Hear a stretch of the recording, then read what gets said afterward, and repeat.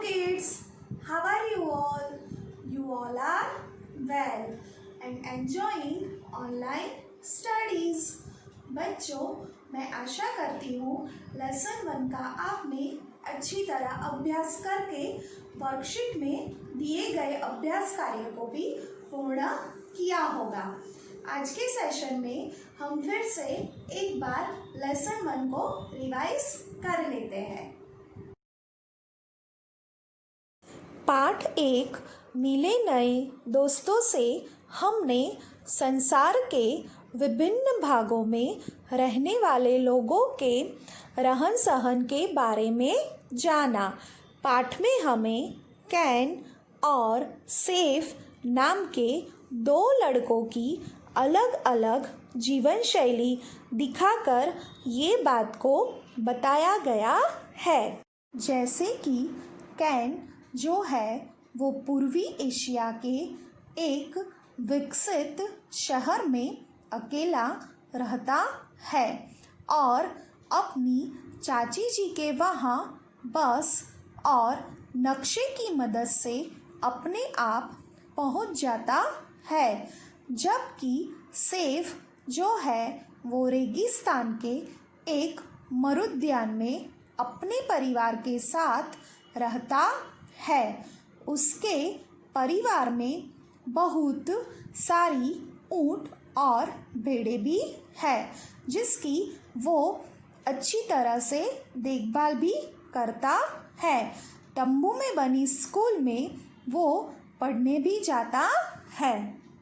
बच्चों, इस पाठ के माध्यम से हमने मुख्य 4 दिशाएं उत्तर, दक्षिण, पूर्व, पश्चिम के बारे में भी जानकारी प्राप्त की। जैसे सूर्योदय जहाँ पे होता है वह दिशा पूर्व दिशा, सूर्यास्त वाली दिशा पश्चिम दिशा कहलाती है।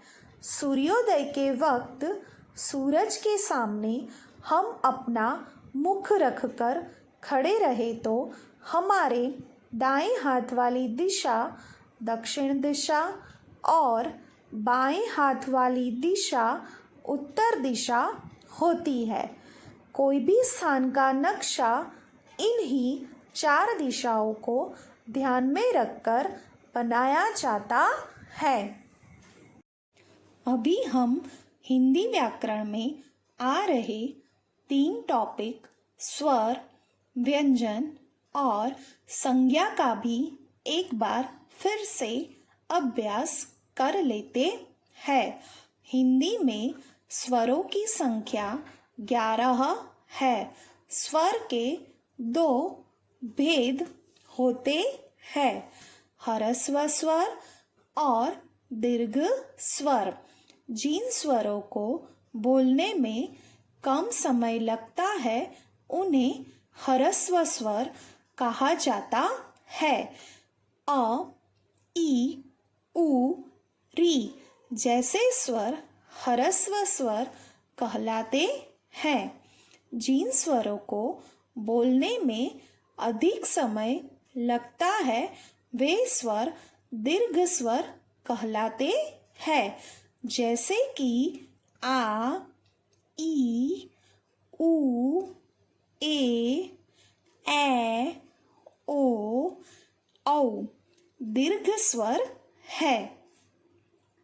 व्यंजनों को भी उनके उच्चारण के स्थान पर अलग अलग भागों में बांटा गया है, जैसे कि स्पर्श व्यंजन, अंतस्थ व्यंजन और ऊष्मा व्यंजन।